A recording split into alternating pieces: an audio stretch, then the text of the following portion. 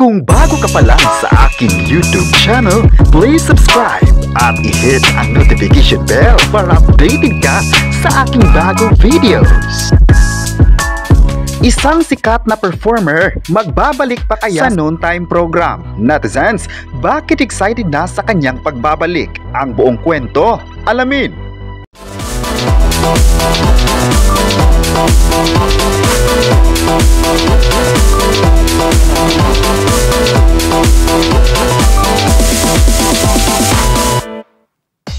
Ngayong tanghali ay mas papainitin pa ng noontime ang balita. Latest kasi ngayon na may update na sa isang sikat na host ng noontime show na posibleng magbabalik na ito.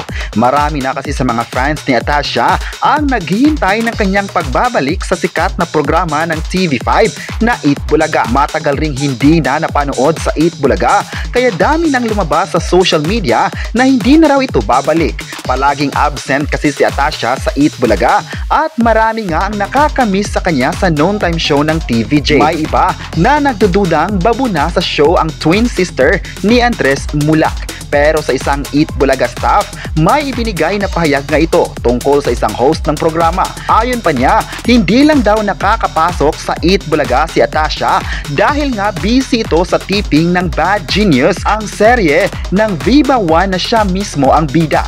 Tuloy-tuloy raw kasi ang taping ni Atasha at dagdag pa nito, dire-diretso nga ang taping ng Bad Genius kaya hindi nakakapasok sa Eat Bulaga. Pero babalik rin naman ito. Pero ang bunga nga dahil talagang pansin ng mga fanny ang pagkawala ni Atasha sa Eat Bulaga na nangangahulugan lang daw na talagang tumatak na siya sa noontime show ng TVJ. For sure, kapag malapit raw ipapalabas ang Bad Genius ng Viva One ay mapagkikita na uli sa Eat Bulaga ang performer. Marami talaga sa mga fans ni Atasha ang proud sa ipinakitang performance niya sa Eat Bulaga kung saan isa ang Eat Bulaga sa sikat na programa ngayon sa Pilipinas. Marami sa mga viewers ang di na makapaghintay na mapapanood siya muli. Ayon pa ng mga fans ni Atasha, sa ngayon na busy pa ang kanilang iniidolo ay proud din naman sila na gumawa ito ng bagong project sa kanyang agency. Isang magaling na artista si Atasha, kaya ganun na lang ang pagmamahal nila sa artista na ito. May fan din ang nagsabing sa pagbabalik ni Atasha sa longest running show ng TVJ ay pasabog talaga ito sa mga viewers. Nakitaan si Atasha ng galing sa hosting at moves na pangmalakasan sa stage. Marami sa mga fans niya ang nag-post pa ng mga videos ni Atasha sa social media kung saan nasa video nito ang best performance ng host.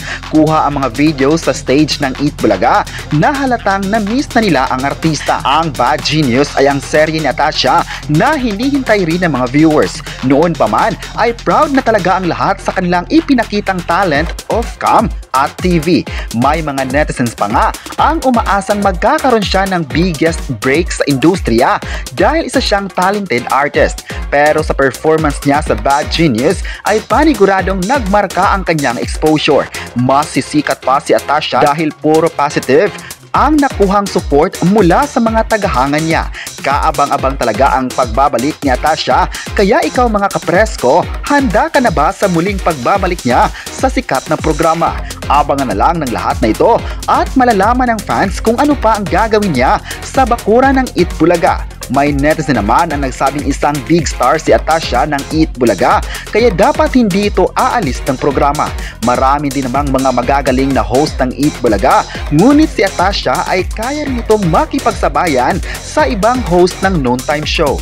Maalalang naging maganda ngayon ang TV ratings ng nasabing programa na patuloy ang pagtaas ng viewers sa free-to-air television. Samantala, hindi rin nagpahuli ang sikat na noontime program ng ABS-CBN ngayon, ang It's Showtime. Latest ngayon na marami sa mga viewers ang nagre-request na ibalik ang Bida Man, ang segment ng It's Showtime kung saan hahanapin ang mga magagaling na contestants na ilalaban sa drama at iba pa. Kaya itong request ng viewers ay mas pinag-usapan pa sa social media na sumang-ayon din naman ng iba.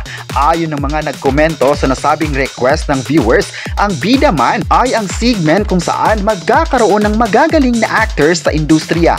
Sa paghahanap raw ng bagong actors ay mabibigyan ng break ito sa showbiz at mapapabilang sa mga projects na ibibigay sa kanila.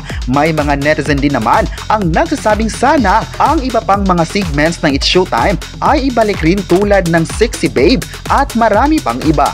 Marami kasi sa mga tao ang nahuhumaling sa mga pakulo ng It's Showtime. Sa bagong episode ng It's Showtime, masaya ang lahat dahil na rin sa mga bagong paandar ni Vice sa sikat na show ng ABS-CBN. May mga netizen pa nga ang proud kay Vice Ganda dahil sa positive vibes nito.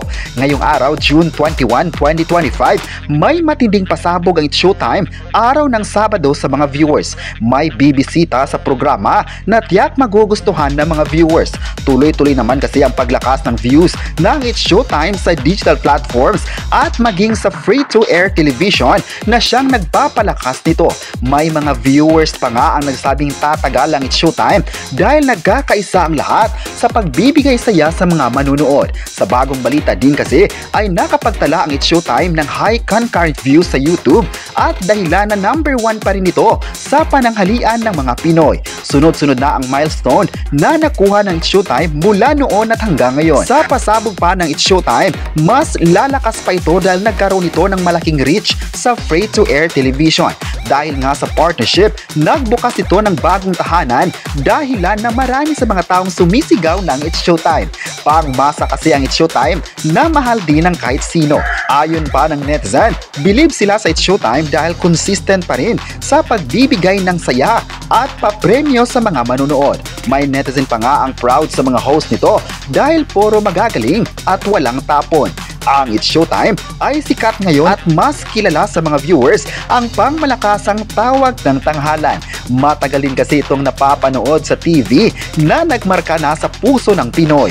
Excited ang lahat ngayong oras sa pasabog pa ng It's Showtime sa mga viewers. May netizen naman ang naghahanap sa mga bigating host ng It's Showtime na sina Lassie at MC. Pero ayon pa sa isang article ay babalik rin naman ang dalawa para patuloy na magbibigay saya sa mga madlang people. Sina Lassie at MC ay tumatak na talaga sa mga viewers dahil matagal itong naging part sa pananghalian. Good vibes lang ang hatid nila at nagbibigay inspirasyon sa lahat. Marami kasing naantig sa dalawa dahil sa mga pagsubok nila sa showbiz ay patuloy pa rin itong nabibigyan ng proyekto. Thankful naman kasi ang dalawa sa mga achievements na nakuha nila. Ang pagmamahal ng fans ay siyang lakas nila para mas makapagbigay pa sila ng happiness sa madlang people. Big surprises pa ang ihahatid ng It's Showtime kaya dapat mong aaban ngayong araw mga kapresko. Maalalang thankful ang It's Showtime sa patuloy na pagtrending ng programa sa social media. Marami sa mga fans ang nagkakagusto sa show na isang malaking bagay na para sa kanila. Mula sa host at mga taong naging part ng It's Showtime ay isang big congratulations ito. Ang mga viewers lang din naman ang panalo sa pananghalian. Kayo, ano ang masabi nyo na trending ang It's Showtime sa social media? I-comment na kung pinanood mo ba ang It's Showtime at huwag kalimutang i-subscribe ang ating YouTube channel.